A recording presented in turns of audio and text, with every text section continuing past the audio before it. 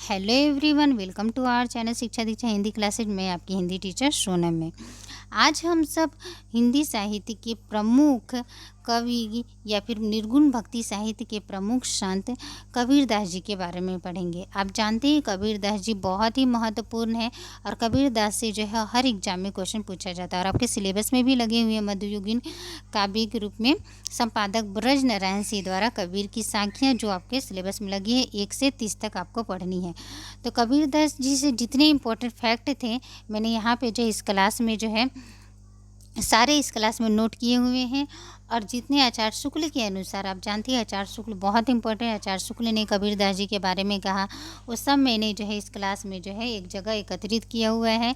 इसके अलावा जो है कबीरदास की साखियों को हम लोग आज पढ़ेंगे और कबीरदास से जो है इम्पोर्टेंट क्वेश्चन जो है महत्वपूर्ण प्रश्नोत्तर भी करेंगे। तो आज के लिए ये क्लास जो है आपके लिए बहुत ही इम्पोर्टेंट है, आप इसे ध्यान से देखेंगे और समझेंगे। तो चलिए पढ़ते हैं कबीरदास जी के बारे में। आप जानते हैं कबीरदास जी जो है निर्गुण धारा के जो है प्रमुख जो है संत माने जाते हैं। निर्गुण धारा के जो है तो कबीरदास जी का जन्म कब हुआ था? तो अंतर साक्ष्य और कबीर चरित्र बोध के प्रमाण से यह निष्कर्ष प्राप्त होता है कि कबीर का आविर्भाव जो है 1398 में हुआ। कब हुआ? 1398 में। भक्तमाल के टीकाकार प्रियादास के अनुसार उनका देहवासन मगहर में 1492 ईस्वी में हुआ। ये किसके मत के अनुसार है? प्रियादास के अनुसार। कबीर परिचय में कबीर का 120 वर्षों का पवित्र जीवन का उल्लेख किया गया है। अब देखिए कबीर परिचय में क्या उल्लेख किया गया है कि कबीर का जो है जीवन काल कितना था, कितना वर्ष का था? 120 वर्षों का।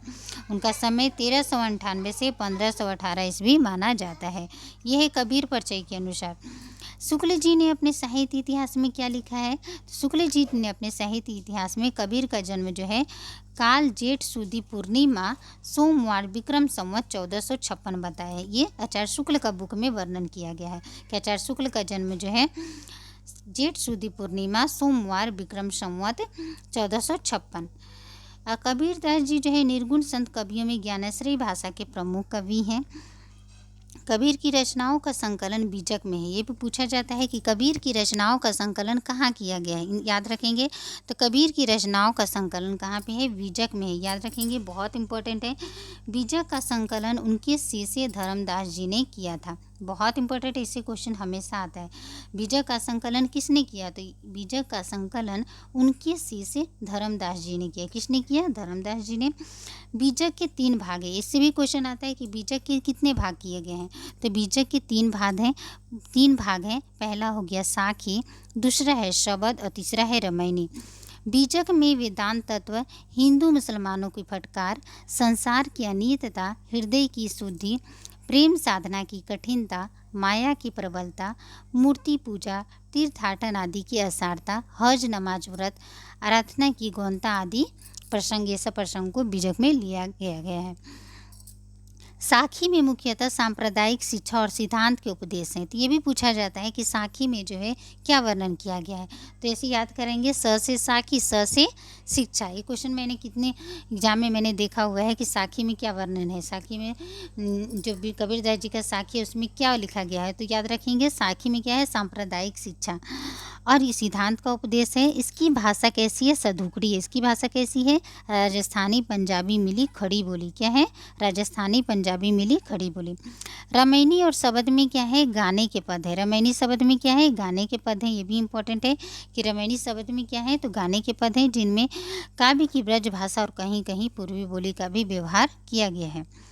बाबू श्याम सुंदर दास ने कबीर ग्रंथावली में कबीर की रचनाओं का संकलन किया गया। अब देखिए बहुत इंपॉर्टेंट है, बाबू श्याम सुंदर दास जी की एक कृति है जिसका नाम है कबीर ग्रंथावली। तो भी क्वेश्चन पूछा जाता है कबीर ग्रंथावली किसकी रचना है?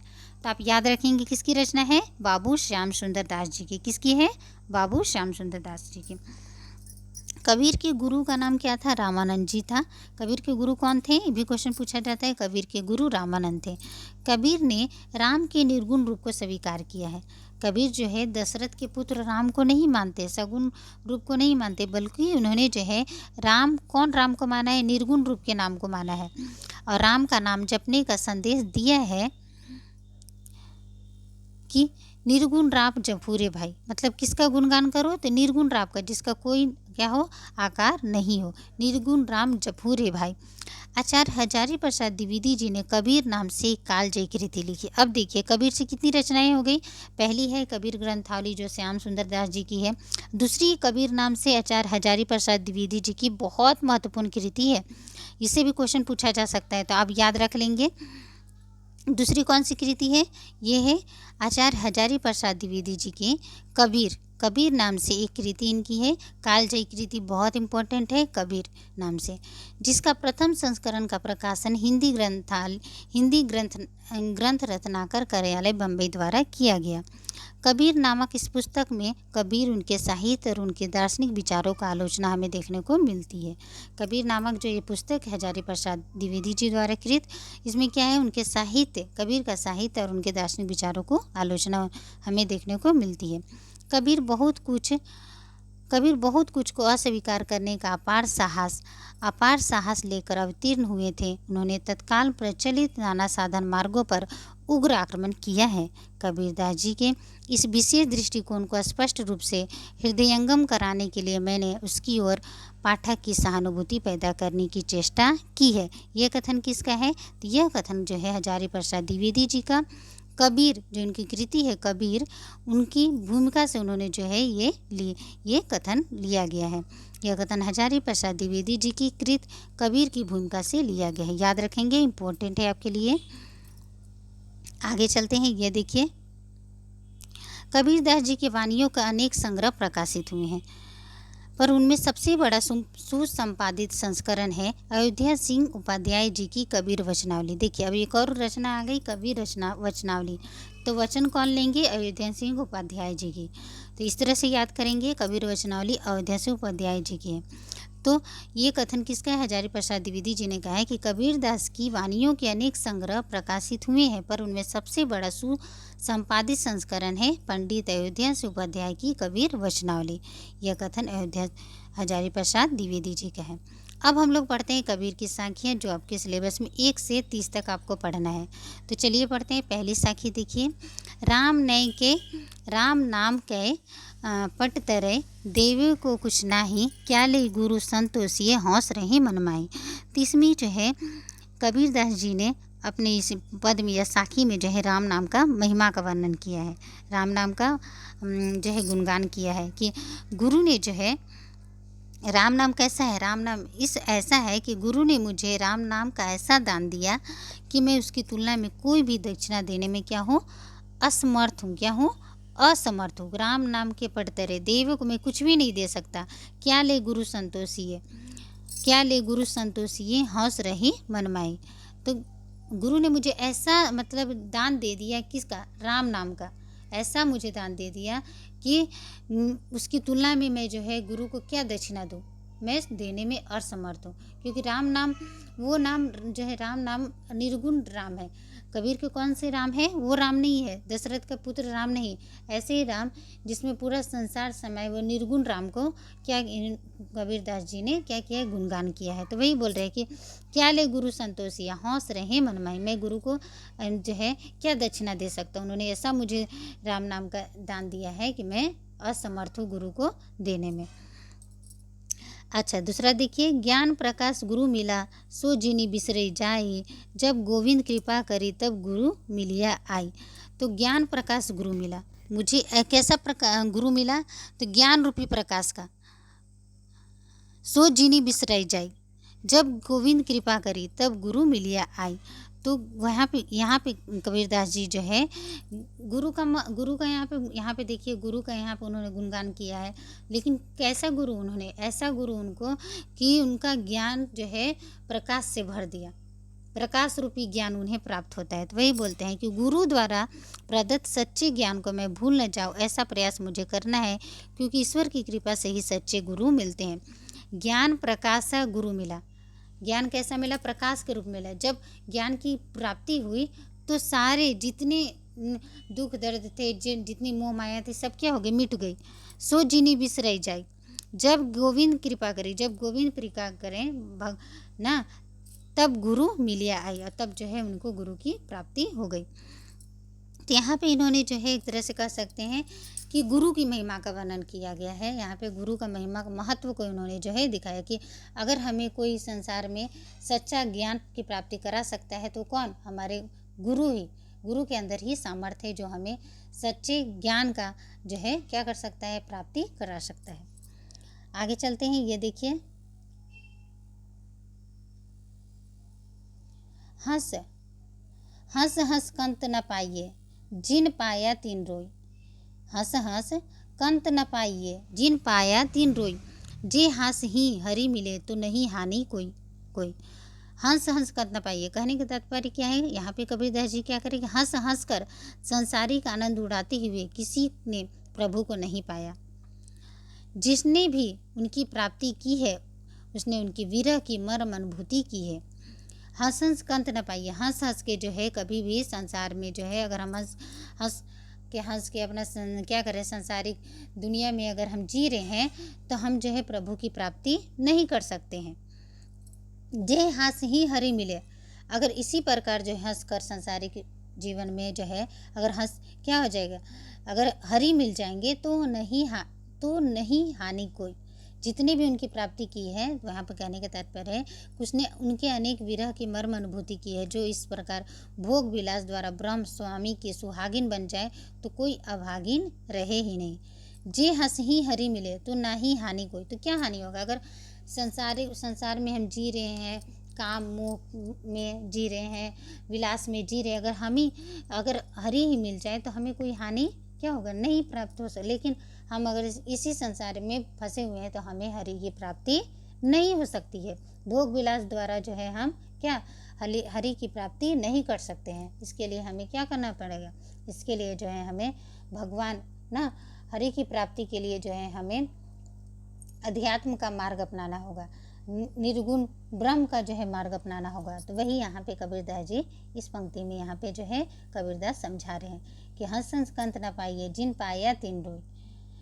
जे हंस ही हरि मिले तो नहीं हानि कोई। आगे चलते हैं, जाई तो कोई, आगे चलते हैं, जैसे माया मन रमे, जैसे माया मन रमे, जैसे माया, ये देखिए, जैसे माया मन रमे, यू जय राम रमाई, तारा मंडल वेद के, जहाँ के सो तहाँ जाई। तो यहाँ पे कबीरदास जी क्या बोल रहे हैं कि जिस प्रकार जीव का मन माया में क्या रमन करता है, उसी प्रकार यदि राम में रमन करे तो वो ब्रह्म में लीन हो सकता है। जैसे माया मन रमे, जिसे मन में क्या माया रमा हुआ है, संसारिक में हम फंसे हुए हैं, यो जय राम, उसी प्रकार अगर हम ये मन किस में रमाएंगे? राम में रमाएंगे। किस में? राम की भक्ति में रमाएंगे। अगर हम ये मन जिस प्रकार हम संसारिक मोह माया में जो हम रमे हुए हैं कि हम ये चाहिए, आज हमें वो चाहिए, लेकिन अगर उसी प्रकार हम ये मन को कहाँ रमाएंगे? राम की भक्ति में रमाएंगे। कहाँ रमाएंगे? राम की भक्ति में रमाए तो तारा मंडल वेदी के, जहाँ के सो तहाँ जाए। तो अगर हम क्या करेंगे? तो हम प्रभु की, राम की क्या ब्रह्म में हम लीन हो सकते हैं, हम प्रभु की प्राप्ति कर सकते हैं। तारा मंडल वेदी के, तो हम जो है ये मंडल को या फिर इस संसार को ना वेद कर, इससे जो है भव सागर पार करके हम कहाँ जा सकते हैं? जहाँ के सूत हैं, जहाँ हमें जाना है ब्रह्म के पास, हमें अपने प्रभु के पास, तो हम उसकी प्राप्ति, ब्रह्म की प्राप्ति हमें हो सकती है। किसमें? राम की भक्ति में अगर हम मन को रमाएंगे तब। इस प्रकार से उनके पदों में हम देखते हैं कि राम की महिमा का वर्णन ज़्यादा है। कबीरदास जी गुरु की महिमा का वर्णन किया है। आगे देखते हैं, कबीर जिन कछु जानिया, तीन सुख नींद विहाई, मेरे अबू जी बूझिया, पूरी पूरी पूरी परी बलाई। कबीरदास जी इस दोहे में क्या कहते हैं कि कबीर जिन कछु जानिया, तीन सुख नींद विहाई, जिन्होंने थोड़ा सा भी सत्य को जान लिया ना, तीन सुख नींद भी है। उसने क्या अपना नींद चैन सब क्या किया? उसे नींद नहीं आती, चैन नहीं आती, उसने नींद सुख नींद सबको बिहाई मतलब त्याग दिया। क्या कर दिया? नहीं आती। क्यों? मेरे अबू जी बूझिया, पूरी पूरी बलाई, क्योंकि उसने संसार की असलियत को, अपने कर्मों मोह माया को क्या समझ में आने लगता है। क्यों? क्योंकि क्या उसने सत्य को जाना है कि सत्य क्या है, सत्य ये है कि हमें इस दुनिया को, संसार को छोड़ के जाना है एक दिन। सबसे सत्य तो ये है। तो कबीरदास जी जब इस सत्य को जान लिए तब उन्हें जो है रात को नींद, सुख, चैन अब उन्हें ये सब सुहाता नहीं है। जब तक मेरे अबूझी बूझिया पूरी पूरी बलाई, मतलब जब तक अज्ञानी था, मैं कुछ नहीं जानता था, अबूझ था, जब तक मैं अबूझ था, जब तक कुछ नहीं जानता था, तब मैं निश्चित था। पर जैसे ही अबूझी बुझिया, अब देखिए, मेरे अबूझी बुझिया, जब जैसे ही मुझे पता चला, बूझा मैंने, जब मुझे बात समझ में आई, बोध हुआ, जब मुझे क्या ज्ञान रूप प्रकाश रूपी ज्ञान की प्राप्ति हुई, ज्ञान मुझे मिला, तो मुझे पूरी मुसीबतों ने घेर लिया। क्योंकि अब मैं अपने भीतर और बाहर के सत्य को देखकर विचलित हो गया। क्योंकि मैं कहाँ हूँ, मुझे क्या करना है, और मुझे सत्य की प्राप्ति हो गई। मैं सत्य को जान लिया हूँ कि संसार में मैं क्यों जन्म लिया हूँ, मैं किस लिए आया हूँ, क्या इसी संसार में मुझे जन्म लेकर मर जाना है। तो वही बोल रहे कि मेरे अबूझी बूझिया पूरी पूरी बलाई।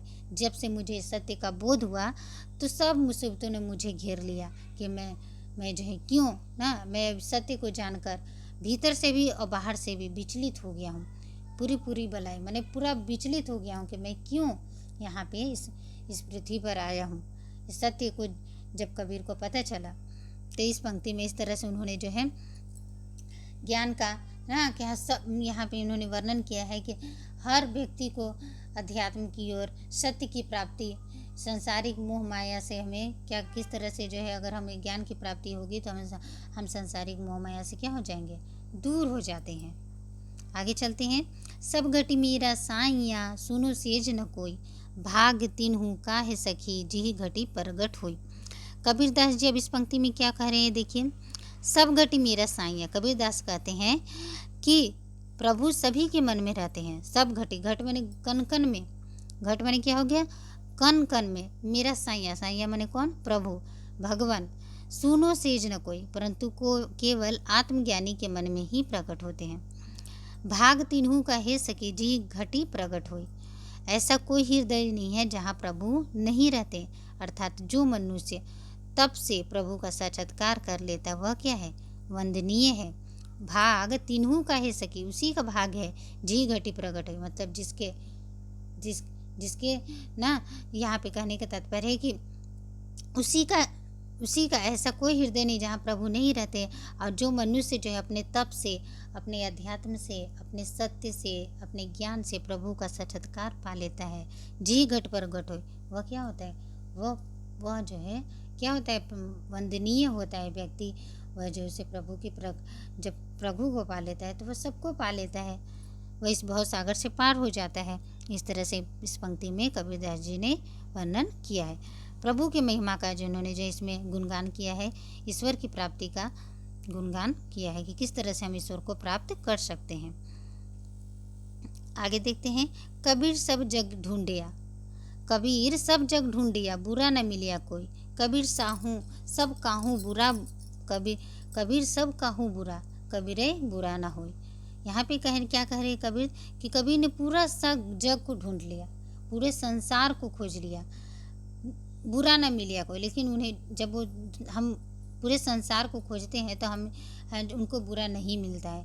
बोल रहे हैं यहाँ पे कि जब हम दूसरे में बुराई खोजने जाते हैं तो हमें आसानी से तो बुराई मिल जाती है, लेकिन जब हम अपने भीतर झांकते हैं तो हमें पता चलता है कि सबसे बड़ी बुराई तो क्या है, किसके अंदर है, हमारे अंदर है, हमारे अंदर है। वही बोल रहे कबीर सब जग ढूंढिया, बुरा न मिले। कबीर ने पूरा संसार में देखा तो उन्हें जो है बुरा नहीं मिल रहा है, लेकिन जब सब कहूँ बुरा, कबीरे बुरा न होई।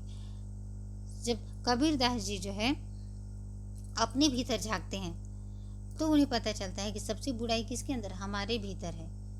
कबीर सब कहूँ बुरा, सबको हम लोग बुरा बोलते हैं, लेकिन जब हम अपने अंदर देखते हैं तो क्या होता है, सबसे बुरा तो किसे पता चलता है कि सबसे बुरा तो हमारे अंदर है, हमारे अंदर सबसे अंदर हमारे अंदर कमी है कुछ। हम बुरा संसार में खोजने चल रहे हैं, लेकिन मेन हमारे अंदर है। तो यह दोहा हमें दूसरों की गलतियाँ निकालने के बजाय खुद को सुधारने की प्रेरणा दे रही है।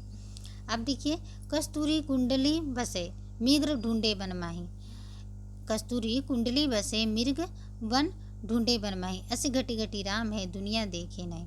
कबीरदास जी इसमें क्या कहते हैं कि कस्तूरी जो है एक हिरन होती है, और उसमें हिरन के नाभि में होता है एक सुगंधित पदार्थ होता है।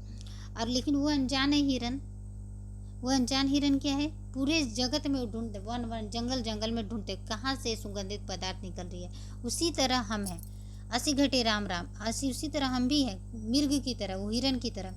हमारे घट घट में, हमारे कण कण में ईश्वर विद्यमान है, लेकिन हम कहाँ कहाँ उन्हें ढूंढने चाहते हैं। हम उन्हें मंदिर, मस्जिद, दिवालय में ढूंढने जाते हैं। किसकी तरह, मिर्ग की तरह, क्योंकि हम भी प्रभु को नहीं जानते हैं। मिर्ग अनजान है कि उसके नाभि से ही वो सुगंधित पदार्थ निकल रही है, और हम भी जो है क्या करते हैं, प्रभु को नहीं जानते हैं। लेकिन प्रभु तो असल में क्या है, कण कण में व्याप्त है, हर जगह प्रभु है। तो अगर हम अपने मन में सच्चे मन से, सत्य आचरण से ईश्वर को अगर हम क्या करें, याद करें, ईश्वर की भक्ति करें, तो हमें ईश्वर की प्राप्ति हो सकती है। तो इस तरह से जो है कबीरदास जी ने जो है ईश्वर के महिमा का गुणगान, ईश्वर के कैसे जो है हम पा सकते हैं, उन्होंने जो है अपने साखी में वर्णन किया है। आगे चलते हैं। जैसा कोई ना मिला समझे सैन सुजान, ढोल बजता न सुने सुरती बिहुना कान। इसमें पंक्ति में इसका अर्थ क्या है कि जैसा कोई ना मिला, इस पंक्ति का अर्थ है कि ऐसा कोई समझदार व्यक्ति नहीं मिला है जो संकेतों को समझे सैन सुजान, जो संकेतों को समझ सके। ढोल बजता न सुने सुरती बिहुना कान, ढोल बजने की आवाज़ भी उसे नहीं सुनाई देती, क्योंकि उसका मन क्या है, अचेत है। यह दोहा उन लोगों के बारे में है जो अध्यात्म ज्ञान के बारे में बोलते हैं। सैन का अर्थ है संकेत, सुजान का अर्थ है समझदार, सुरती बिहुना करता है जिसका मन अचेत हो। इसका मतलब क्या तात्पर्य है कि आध्यात्मिक रूप से जागृत नहीं, वे संकेतों को नहीं समझते, भले ही कितने स्पष्ट क्यों न हो। जैसे ढोल बजने की आवाज़ एक स्पष्ट संकेत है, लेकिन अगर कोई व्यक्ति बेहोश है तो उसे सुनाई नहीं देती। तो इसमें क्या बोल रहे हैं, कबीरदास बोल रहे हैं कि जो लोग आध्यात्मिक रूप से जागृत नहीं है, वे संकेतों को नहीं समझ पाते, भले ही कितने भी स्पष्ट क्यों ना हो। जैसे ढोल बजने की आवाज़ एक स्पष्ट संकेत है, लेकिन अगर कोई व्यक्ति बेहोश रहेगा तो उसे सुनाई नहीं देता है। तो इसी तरह आध्यात्मिक संकेत सत्य भी स्पष्ट है, जो लोग आध्यात्मिक रूप से जागृत नहीं है, वे उन्हें समझ नहीं पाते। तो कबीरदास यही बोल रहे कि ढोल बजता न सुने सुरती बिहुना कान। जैसे कोई बेहोश व्यक्ति है तो वो बेहोश में है, तो ढोल उसे सुनाई नहीं देता। तो उसी प्रकार जो है इसमें कबीरदास जी ने ये वर्णन किया है। आगे चलते हैं। हम घर जा रहा आप ना लिए मुराड़ा हाथी, हम घर जा रहा आप ना लिए मुराड़ा हाथी, अब घर जा लो ताश का जो चले हमरे साथी। कबीरदास इसमें क्या बोल रहे हैं, इसमें इस दोहे में गुरु का महत्व को समझाया। उन्होंने क्या कहा है कि मोह माया रूपी घर को जो है जलाकर अर्थात त्याग कर ज्ञान को प्राप्त करने की बात उन्होंने की है। इस पंक्ति में उन्होंने जो है क्या कहा है कि उन्होंने कहा है कि सांसारिकता के मोह माया के घर को अपने हाथों से, लेकिन क्या ज्ञान रूपी ज्ञान की लकड़ी से जला दिया है। अब मैंने तो अपना घर जला ही दिया। कैसा घर, क्योंकि वो मोह माया में फंसा हुआ था, तो मैंने उस घर को अपना हाथ से जला दिया। लेकिन अब मैं उस लोगों का घर चलाऊंगा जो मेरे साथ चलने वाले, जो मेरे साथ चलना चाहे, मैं उनका भी घर घर क्या हुआ, घर कहने से तात्पर्य मोह माया, ये सब मोह माया, संसारिक मोह माया। तो अब मैं जो है उनका भी घर जो है जला दूंगा। कैसे, सतगुरु के ज्ञान प्राप्त कराकर ना, सतगुरु से जो है ईश्वर की जो है भक्ति या फिर सच्चा ज्ञान प्राप्ति कराकर उनका भी घर जो है मैं, मेरे साथ जो चलेंगे मैं उनका भी घर जो है क्या करूँगा, जला दूंगा। इस पंक्ति में कबीरदास ये कह रहे हैं। आगे देखते हैं। देखिए, कबीर करनी क्या करे जो राम ना करे सहाय, कबीर करनी क्या करे जो राम ना करे सहाय, जिहि जिहि डारी पग धरे सोई नहीं जाय।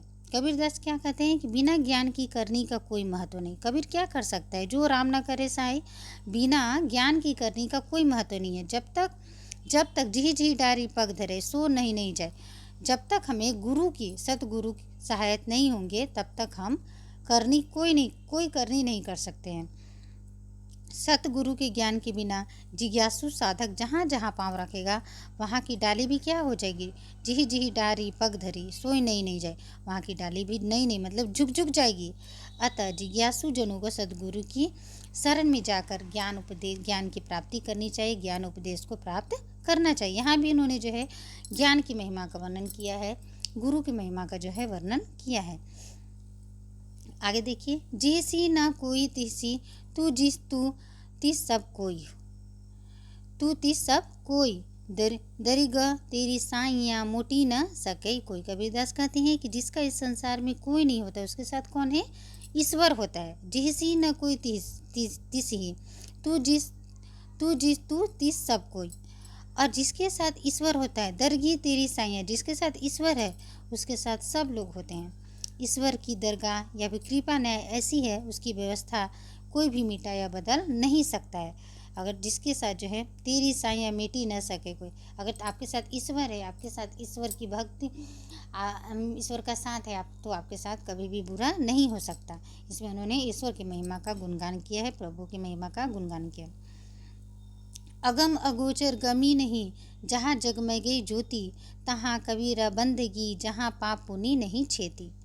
इस पंक्ति में जो है कबीरदास क्या समझा रहे हैं कि सच्ची भक्ति उस परमात्मा की है जो आँखों से नहीं देखा। अगम अगोचर गमी नहीं, जगमग ज्योति, उसे जो न आँखों से देखा जा सकता है, न कानों से सुना जा सकता है, न मन से समझा जा सकता है। जब साधक उस ईश्वर में लीन हो जाता है तो पाप पुण्य अच्छा बुरा सभी द्वंद समाप्त हो जाते हैं।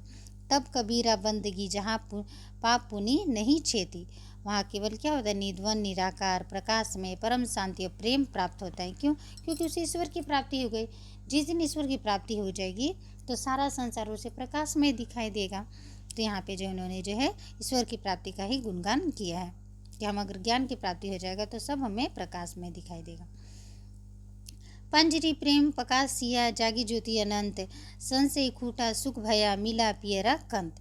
यहाँ पे कबीरदास ने क्या, कबीरदास कहते हैं कि जब मेरे इस शरीर रूपी पिंजरे में प्रकाश का फैला, पंजरी प्रेम प्रकाश है, पंजरी मतलब शरीर, शरीर रूपी पिंजरा है, शरीर क्या है, पिंजरा पिंजरा की तरह ही है। तो वही बोल रहा है कि शरीर रूपी पिंजरे में प्रकाश फैला, तब मेरे भीतर ईश्वर की अनंत ज्योति जग उठी। पंजरी में प्रेम प्रकाश है, जोगी जागी ज्योति अनंत, मेरे अंदर क्या होगा, ईश्वर की अनंत ज्योति जाग उठी। अब मेरे संशय खूटा सुख भया मिला पियरा कन, अब मेरे मन से सभी संदेह सभी शंका दूर हो गए, समाप्त हो गए। क्यों? क्योंकि मुझे मिला प्यारा कन, मुझे सच्चा सुख मिल गया, सच्चा सुख की प्राप्ति हो गई।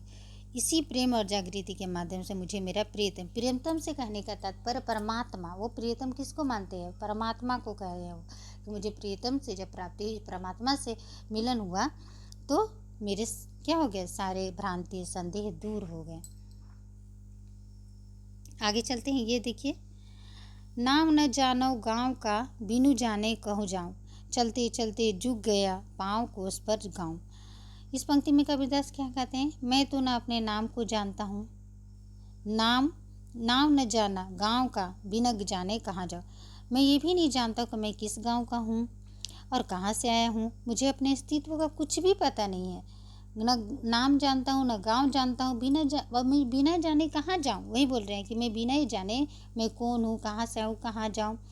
मैं इसी चलते चलते झुक गया और चलते चलते इसी अज्ञानता में युगों से मैं क्या हूँ, भटक रहा हूँ, लेकिन फिर भी पाँव कोस पर गाँव, लेकिन फिर भी मेरा गाँव असली घर कहाँ है, केवल एक कोस दूर है, यानी बहुत पास है, फिर भी मैं वहाँ तक नहीं। मतलब कहने का तात्पर्य क्या कह रहे हैं कि वो अपना असली घर किसे बता रहे हैं, परमात्मा से कहने का तात्पर्य है कि मेरा फिर भी मेरा गाँव असली घर कहाँ है, परमात्मा का घर है।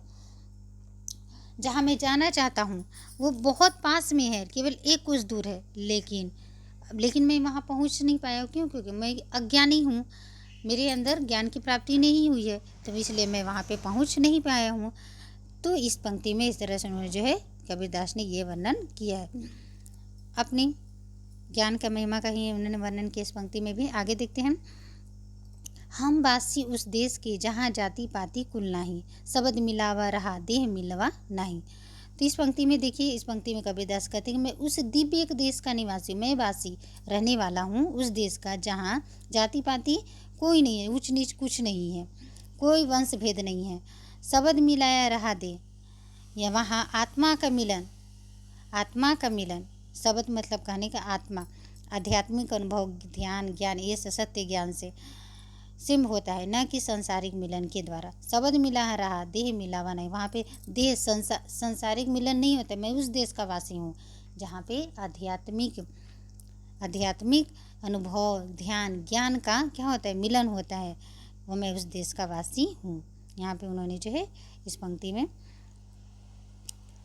अपने देश का, गांव, अपने देश का जो है वर्णन किया कि मैं उस देश का वासी हूँ। हर चितवत तहुँ को तू चितवत कुछ वर, कहे कबीरा कैसे बने एक चित दुई ठौर।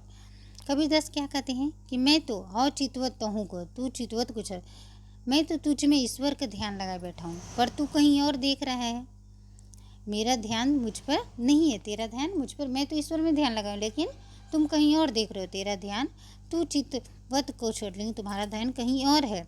अब कबीर सवाल क्या करते हैं कि कहे कबीरा कैसे बने एक चित दुई ठौर, दोनों के चित एक दूसरे पर जब नहीं है तो मिलन कैसे होगा, एक चित दो जगह नहीं टिक सकता। इसलिए अगर प्रेम और भक्ति का संबंध बनाना है तो समर्पण और एकाग्रता बहुत ज़रूरी है, तब जो है हम भक्ति को पा सकते हैं। आगे चलते हैं। कबीर एक ही जानिया तो जाना सब जान, जे वो एक न जानिया तो सभी जान अजान। कबीरदास जी क्या कहते हैं कि यदि तुमने उस परमात्मा, कबीर एक जानिया तो सब जान, सब जान मतलब कबीरदास कहते हैं कि अगर तुमने परमात्मा को जान लिया, कबीरदास कहते हैं अगर तुमने उस परमात्मा के बारे में कुछ नहीं जाना और संसार की वस्तुओं में अधिक से अधिक ज्ञान प्राप्त किया तो तुमने कुछ नहीं जाना। वो अगर तुमने उस परमात्मा से सब कुछ बना है, मैंने सब कुछ जान से लिया, तो तुम्हें क्या हो जाएगी, वो एक न जानिए तो सभी जान अजान। तो वही बोल रहे कि क्योंकि उस एक परमात्मा से ही सब कुछ बना है, जो सब कुछ मिलकर परमात्मा को नहीं बना सकते। कबीर यहाँ सांसारिक ज्ञान की अपेक्षा परमात्मा के ज्ञान को अधिक महत्व देना है कि अगर तुमने परमात्मा को ज्ञान को नहीं जाना तो तुम इस संसार में कुछ भी नहीं जाना।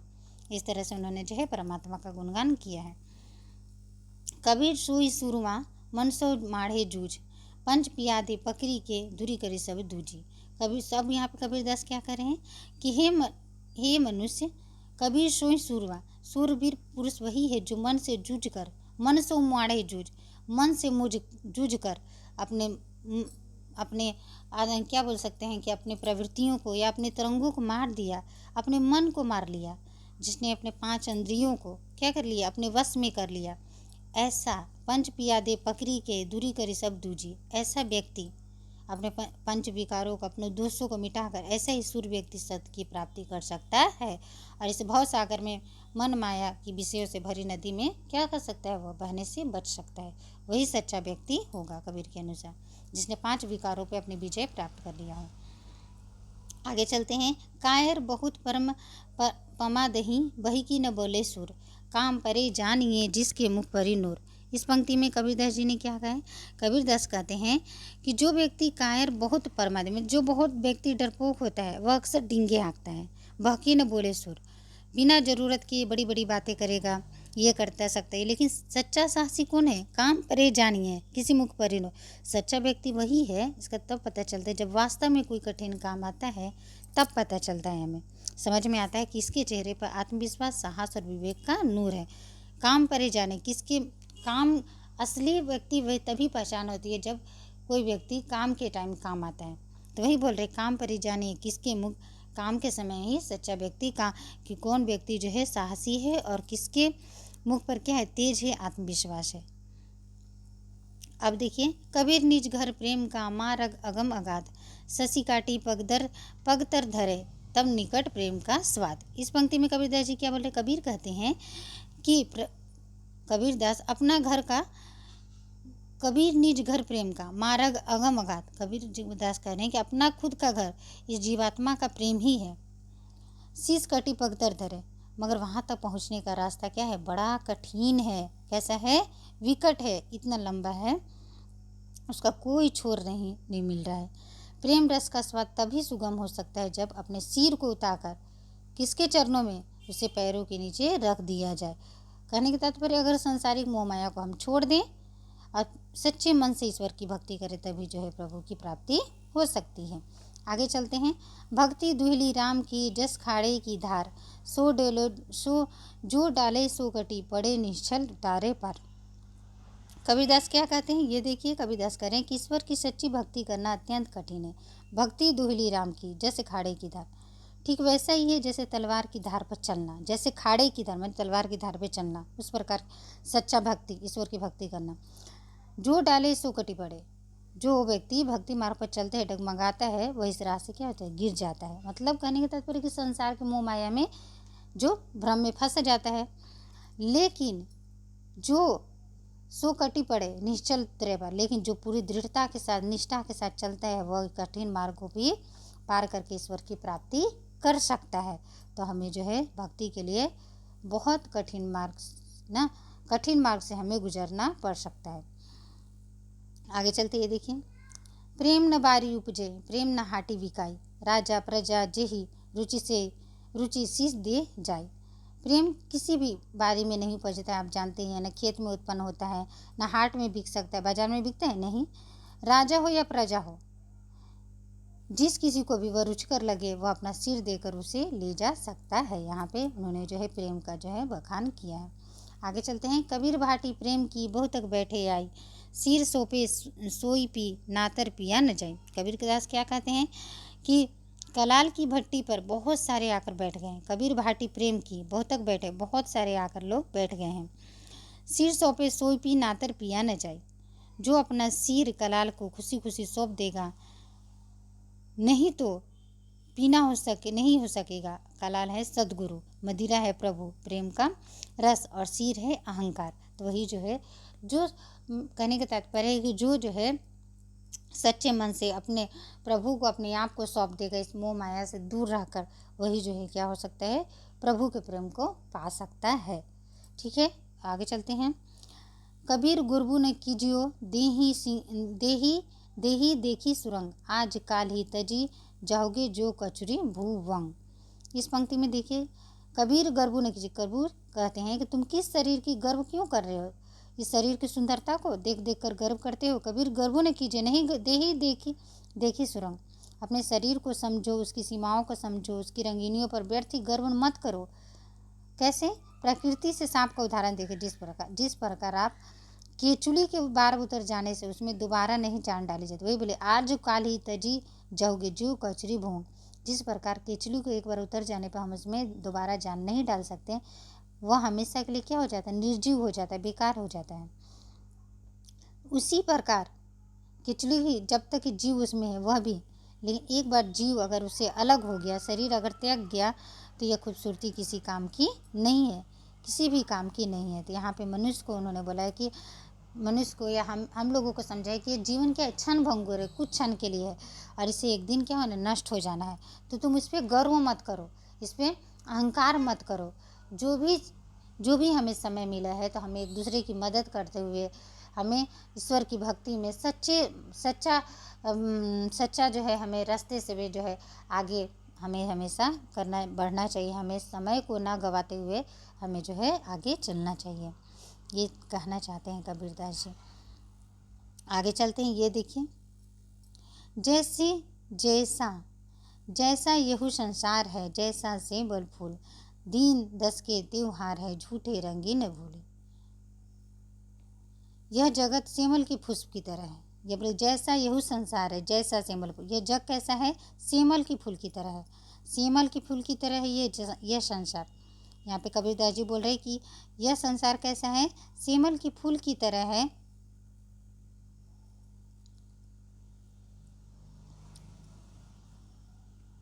ये देखिए, ये संसार कैसा है, सेमल की फूल की तरह है।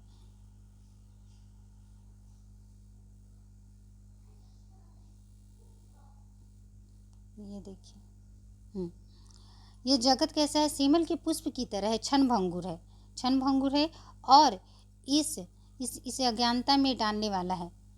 10 दिन का इस व्यवहार में हे प्राणी झूठ मूठ के आकर्षण में अपने को डालकर तुम मत भूलो। कहने का तात्पर्य है कि यह संसार क्या है, क्षण भंगुर है। ये संसार या फिर यह जो हमारा शरीर है वो भी क्या है, क्षण भंगुर है, और इसे जो है क्या हो जाना, एक दिन नष्ट हो जाना है। तो तुम जो है इसे जो है इस आशा में तुम मत रहो। 10 दिन का ये जो हमें जीवन मिला है, तुम झूठ मूठ के आकर्षण में जो है अपने को डालकर तुम जो है स्वयं को मत भूलो। ये जीवन हमें जो है प्रभु की प्राप्ति के लिए मिला है, प्रभु को क्या सच्चा ज्ञान की प्राप्ति के लिए मिला है। कभी यहाँ पे ये कहना चाहते। अब चल लेते हैं नेक्स्ट में। देखिए, जब लगी भक्ति संकाम है तब लगी निर्फल सेव, कहे कबीरा वह क्यों मिले निकामी निज देव।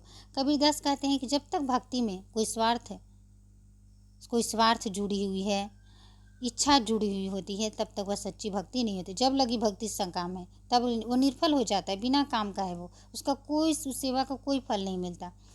कहे कबीर वह क्यों मिले नहीं कामी निज देव। सच वो प्रभु से बोल रहे हैं कि वही भक्ति है। सच्चा भक्ति कौन से, जो बिना मोह माया का हो, बिना कोई इच्छा का हो, बिना कोई स्वार्थ का जुड़ा हो, तो हम ईश्वर को प्राप्ति कर सकते हैं। जो बिना किसी इच्छा का होगा वही सच्ची भक्ति कहलाएगा। कहे कबीरा वह के मिले नहीं कामी निज देव। हमें तभी ईश्वर की प्राप्ति होगी जब निस्वार्थ भाव से हम ईश्वर की भक्ति करेंगे। आगे चलते हैं। सुर नर मुनि और देवता 7 दीप 9 खंड, कहे कबीरा सब भोगिया देह धरे कडन।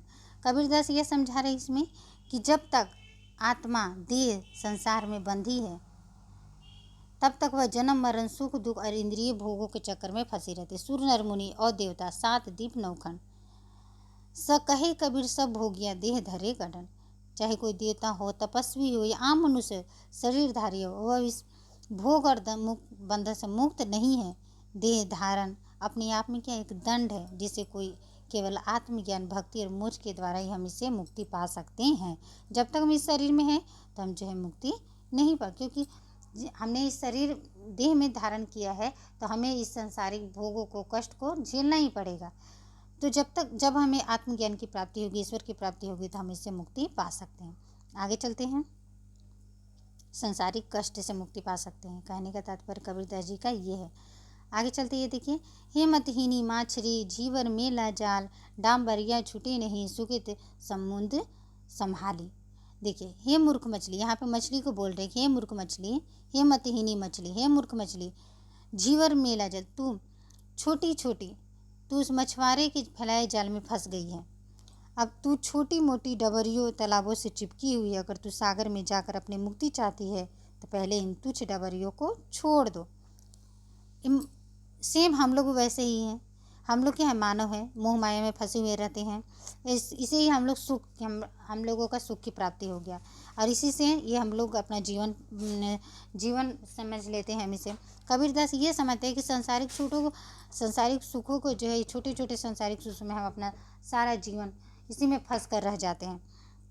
अगर जिस दिन हम मोह माया जात पात धन इस सब को छोड़ दें और इस सब को छोड़कर जो है हम सच्चा आध्यात्मिक सुख ईश्वर की प्राप्ति करें, तो वही क्या हो जाएगा, हम उस दिन जो है हमें ज्ञान की प्राप्ति हो जाएगी। मछली की तरह ही वही बोल रहे हैं कि तो उन चीज़ों को छोड़ना होगा, वरना हम किस तरह से माया जाल की तरह मछुआरे की जाल में फंसकर ऐसे हमारा जीवन व्यर्थ हो जाएगा।